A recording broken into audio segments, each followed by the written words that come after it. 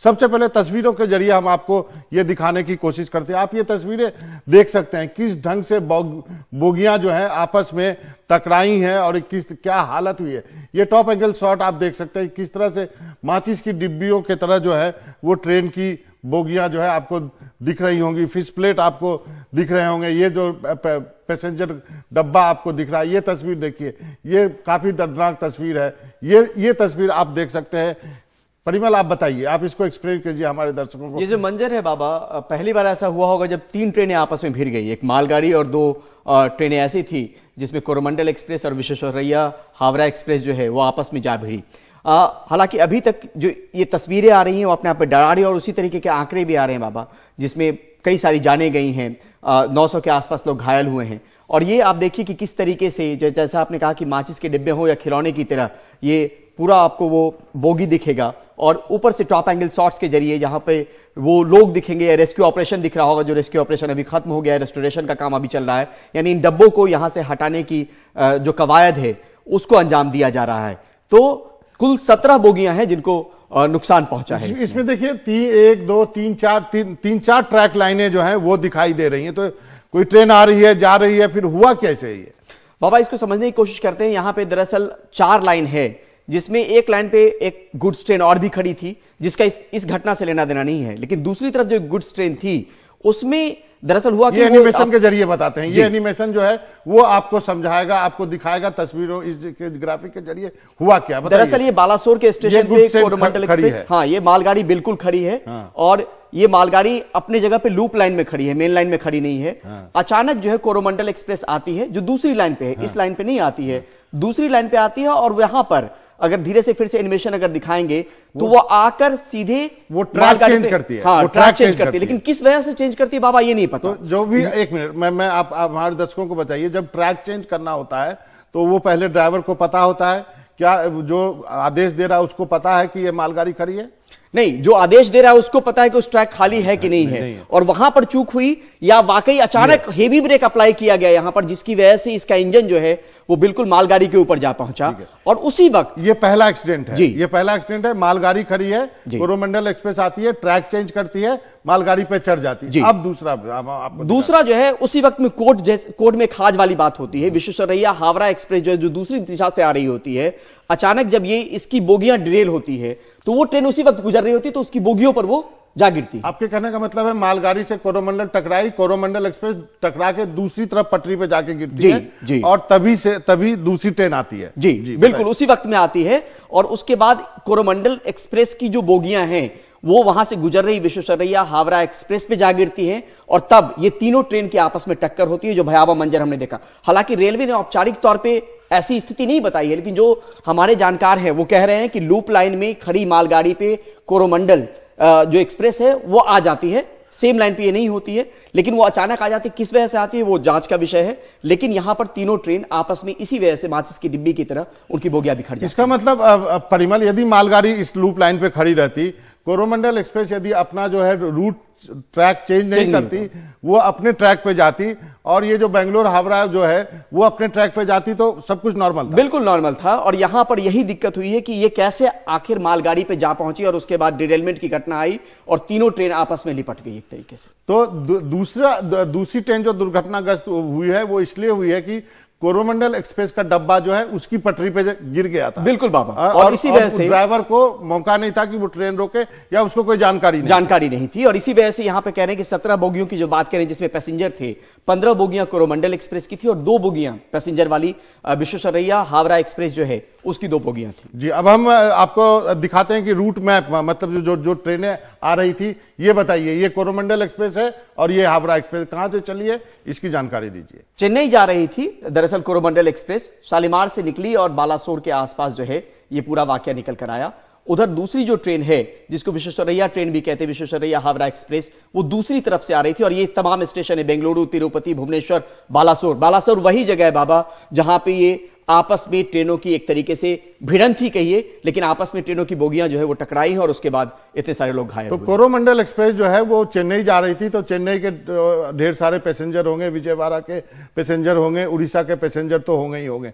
यही वजह है कि वहां के मिनिस्टर अब वहां गए हैं तमाम लोग। और चूंकि और ये जो ट्रेन है ये हावड़ा से तिरुपति से हावड़ा की तरफ जी, तो यहाँ पर इसलिए ममता बनर्जी गई हैं क्योंकि यहाँ पर तमाम जगह के पैसेंजर्स होंगे और उनकी होंगे। सहानुभूति होनी चाहिए। इनफैक्ट प्रधानमंत्री ने भी सहानुभूति जताई और जिस तरीके से की बैठक हुई। तो ये रूट मैप हमने आपको दिखाया कि दोनों ट्रेन जो है कहां से उनका रूट था और यहाँ पे बालासोर जो है वहां पर ये आपस में इस ढंग से।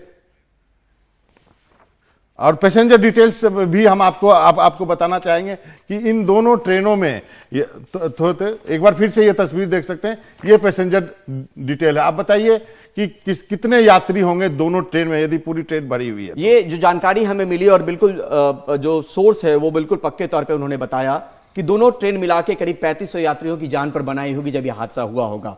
इसमें कोरोमंडल एक्सप्रेस की बात करें तो 2 जनरल बोगी आमतौर पर लगती है, कैपेसिटी 250 मैंने बहुत कम बताया है, इसमें 400-500 तक भी लोग हो सकते हैं। स्लीपर क्लास 5 लगा हुआ था, स्लीपर बॉगी 80 कैपेसिटी होती है तो 400 इसमें हो गए। 9 थर्ड एसी था, 72 की कैपेसिटी होती है बाबा। 2 सेकेंड एसी तो 52 की कैपेसिटी होती है, 104 हो गए 2 बॉगी में। एक फर्स्ट एसी जिसकी कैपेसिटी 24 थी। तो कोरोमंडल में कुल जो कैपेसिटी है वो करीब 1750 के आसपास थी। तो इसका मतलब हो गया कि 5, 9, 9, 18, 19 बोगी हो गई निश्चित एक ट्रेन में जी। हाँ। और उसी तरीके से देखिए जो विश्वेश्वरैया ट्रेन है उसमें 2 जनरल बोगी में हमने फिर वो आंकड़ा लगाया 250 के हिसाब से 500। ये हम कम लगा रहे हैं बाबा। हाँ। ये ज्यादा होता है, मतलब भेड़ बकरियों की तरह लोग उसमें सवार होकर जाते हैं। 7 स्लीपर कोच, एक स्लीपर कोच में 80 शामिल हो सकते हैं, 560 का आंकड़ा हो गया।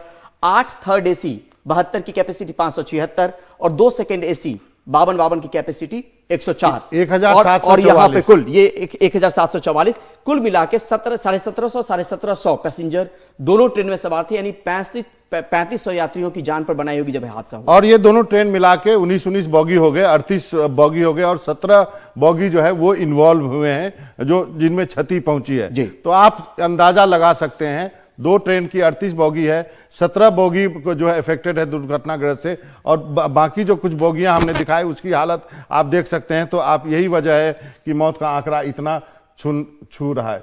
ये देखिए ये तस्वीर मैं जो कह रहा था कि उतनी जो 38 बॉगियों में से 17 बॉगी यहां पर इन्वॉल्व हुई हैं जिसमें से कि ये दुर्घटना और ये सबसे अब तक के बड़े ट्रेन हादसे जो हैं उसकी जानकारी हम दे रहे हैं आपको। जी, बिहार में कोसी नदी में ट्रेन गिरी थी, 800 से ज्यादा लोग मरे थे।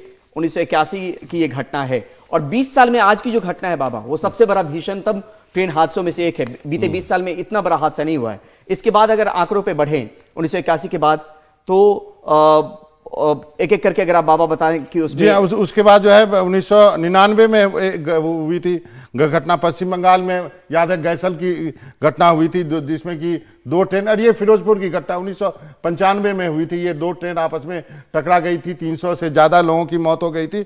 और 1999 में पश्चिम बंगाल में गैसल में हुई थी, वहां भी 2 ट्रेन में आपस में टक्कर हो गई थी, 287 की मौत हो गई थी उसमें।